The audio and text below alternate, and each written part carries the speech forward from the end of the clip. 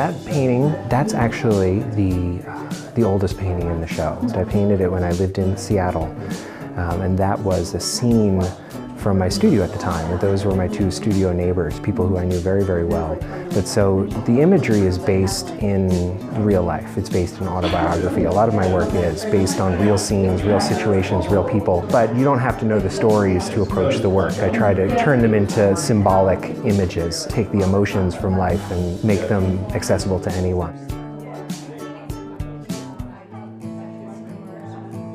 My current studio in Philadelphia is on South Street, right in the heart of the hustle and bustle of South Street, as it were. It gets pretty loud on a Friday or Saturday night, and so I've been there for 5 or 6 years, and I have a real connection to South Street. I started going there when I was in high school. I've kind of seen it change over the years, and so that painting was kind of done as an attempt to kind of get the spirit of South Street, almost like a goddess spirit or something like that, that could kind of communicate the feeling of what goes on there.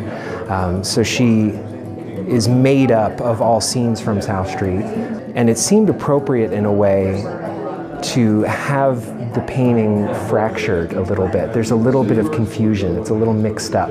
Like she was actually painted all as one full figure, and then the panels were kind of shuffled after the fact so that they're not quite in the right place, which seems really appropriate, again, for South Street. South Street is such a lively and robust environment. There's just so much going on all the time. There's tons of life. It's rowdy, it's loud, it's boisterous, and I wanted to try to get some of that into the painting, while also having that sense of history, of just the beauty of the city, of the beauty of the landscape.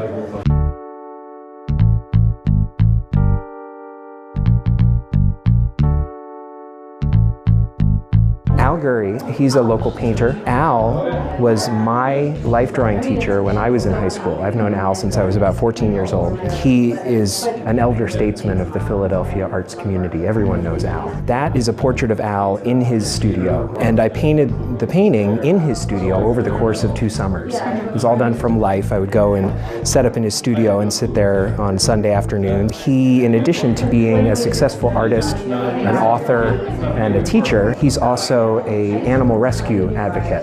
And so in his house at any given time, there's a lot of foster kittens, there's his own cats, there's foster cats, and so it's a very lively place. And so I wanted to get some of that sense in the painting. And also it's kind of a portrait of his more personal side. The people who know him professionally in academic settings might not know him in that way.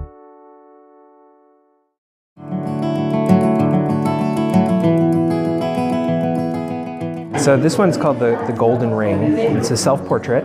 I've been fire dancing for about 17 years. And so this was from a series of paintings that I did in 2012. It was kind of all about fire dancing. It's kind of an open-ended narrative. This is something I enjoy in the fine arts, especially in narrative or representational painting. It's this idea of a painting that tells a story, but the story is open to interpretation. So what you have is a figure performing, almost like offering themselves, performing for the benefit of these people, but you're not even sure if they're in the same space. He might be a mural painted on the wall. They're not necessarily even aware of him being there. It's almost a metaphor for the creative process in general. Someone who's creating something, who's offering it up to the world, is kind of bearing themselves and creating the sense of risk to themselves to offer something that they feel is truth, that they feel is beautiful, and the world can interpret it however they wish, or take it or leave it.